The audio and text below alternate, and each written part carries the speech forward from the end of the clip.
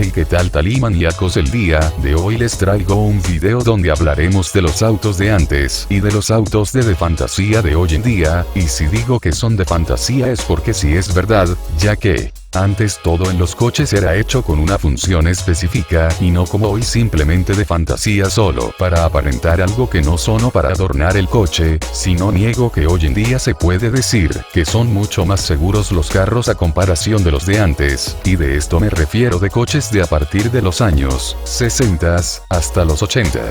Ahorita les iré explicando esos detalles que a lo mejor no habías visto, o quizás decoraciones o adornos en los coches de hoy en día apenas sabrás el origen de estas piezas. Quiero recalcar que si antes los autos eran hechos para durar, pero comenzaron a ver las compañías que esto no les traía tantas ganancias y comenzaron a ir haciendo las partes de menor calidad para que así comenzara el consumismo y despreocuparse totalmente de la contaminación. Se les puede hacer curioso que hable de contaminación, pero les diré por qué hable de este tema, ya que antes los autos llevaban unos filtros de gasolina muy curiosos pero ingeniosos, ya que eran unos tazoncitos de cristal con una tapa con dos orificios por la que entraba la gasolina y salía del otro extremo para ingresar nuevamente al segundo filtro, y tú dirás cómo filtraban, pero lo hacían por medio de gravedad, y una vez que ya estaban sucios solamente los quitabas y los limpiabas para después volver a colocar en su lugar, y así no consumías filtros de gasolina periódicamente al realizarle el servicio a tu coche. O se podría retomar ese tipo de filtro y se le podría adicionar algún tipo de mallita como tipo sedazo que pudieras remover tú para evitar seguir contaminando con los filtros de gasolina.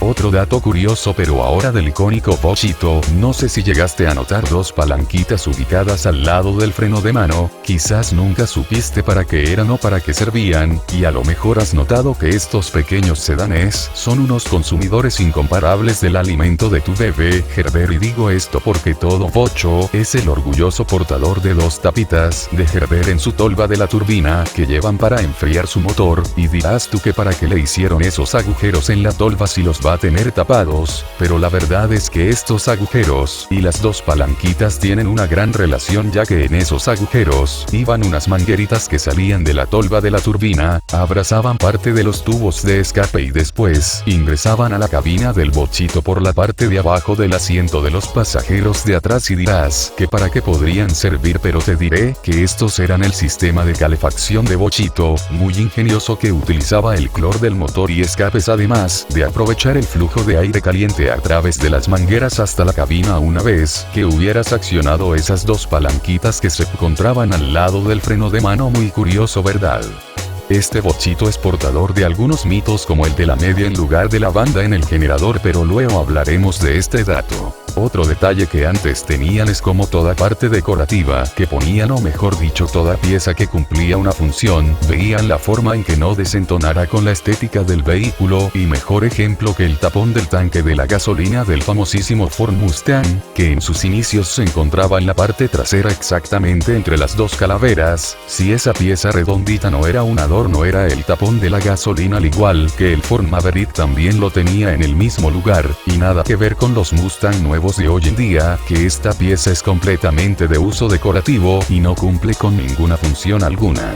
Y en cambio tienen un horrible orificio a un costado. Dirás, por seguridad se movió el tanque, pero nunca se prendió en fuego ningún Mustang o Maverick por esta posición. El único vehículo que tenía ese problema de la Ford fue el Ford Pinto, que se prendía fuego al momento de recibir un impacto trasero. También curiosamente el Mustang, por su diseño en los años 60, la posición del sistema de escape hacía que en invierno se calentara suavemente la cabina, pero esto por casualidad del diseño y falta de aislantes. Otros coches que sus partes, además de ser decorativas, cumplían una función era el Datsun 160J de los años 80. Si no lo conoces es porque se cambió el nombre la marca después a Nissan. Este carrito tenía oculto el tapón en una moldura que iba en el poste o marco del coche detrás de la ventana de los pasajeros, y así no desentonaría ese horrible orificio del tapón en alguna parte del vehículo. Y como muchos como también el Chevrolet Impala, que su tapón de gasolina iba oculto detrás de la placa trasera, esta tenía una base abatible con un resorte para poder inclinarle y llenar el tanque, así después de cargar combustible regresabas tu placa a su posición original y quedaba completamente oculto el tapón del tanque. Cabe mencionar que como era un auto de lujo, se vería mal en ese entonces un orificio en la carrocería.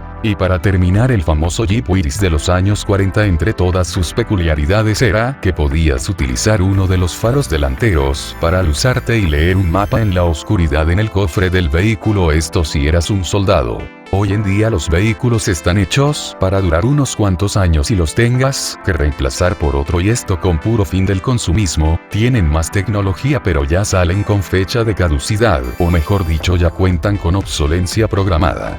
Como todo dentro de él. Antes, si dejabas abandonado un carro por un tiempo, llegabas sin preocupación solo con un bidón de gasolina, una batería y un compresor para las llantas y un arrancador, o como decimos en México, le echaras un gallito al carburador, esto es echarle directamente un chorrito de gasolina directamente, y el coche prendía sin problemas y era capaz de moverse. Y esto lo digo porque yo mismo he ido a recoger carros arrumbados. Uno de ellos fue una Dodge Ram Charger que estuvo abandonada en una granjita por aproximadamente unos 10 u 11 años, incluso ya estaba creciendo un arbolito de guayabas alrededor de él y sin problema pudo recorrer camino a mi domicilio, que si era algo largo era un trayecto de hora y media aproximadamente en carretera, y esto en un vehículo actual no sería posible por tantos sensores y partes móviles que involucran el funcionamiento del mismo. Por una parte era mejor que fueran más sencillos en su funcionamiento en lugar de ser tan complejos. Luego les traeré más ejemplos y por favor, si les gustó el video denle me gusta, comenten y compartan. No olvides de ver nuestro otro canal que es de contenido variado, chequenlo, es el de la cajita, y sin más muchas gracias por ver el video.